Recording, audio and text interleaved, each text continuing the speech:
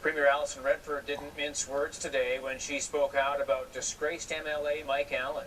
She says his arrest tied to a prostitution sting in Minnesota is disgusting. Redford is a former human rights lawyer, and as Erin Chalmers reports, she's no fan of people who turn to the sex trade industry. She put on a big smile, but it was clear Premier Alison Redford had much bigger things on her mind this morning than flipping pancakes. In terms of that MLA's conduct, it is more than inappropriate. I was disgusted by it. Redford is speaking for the first time about the allegations facing Fort McMurray MLA Mike Allen.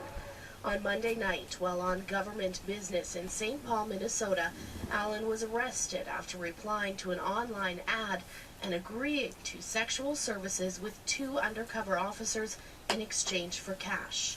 Well, I was shocked and disappointed to see the conduct. It's not at all the standard of conduct that I expect from anyone in our caucus. He is no longer a member of our caucus. When I was Justice Minister, we started doing work with respect to sexual exploitation of women and human trafficking. This is an issue that is very close to my heart. The actions of people that are involved in this are symptomatic of that circumstance, and we're going to keep doing that work that we need to do as a government. Allen has since resigned from the Conservative caucus, but at this point has not said if he will step down as MLA for Fort McMurray Wood Buffalo. I understand he has said that he will go back to his community, to his constituents, and have that discussion.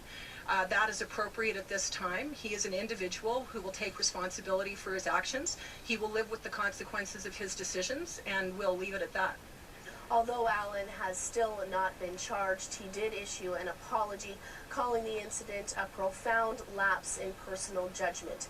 He has also written a check to the PC government for more than $2,000 to cover the costs of the government-funded trip.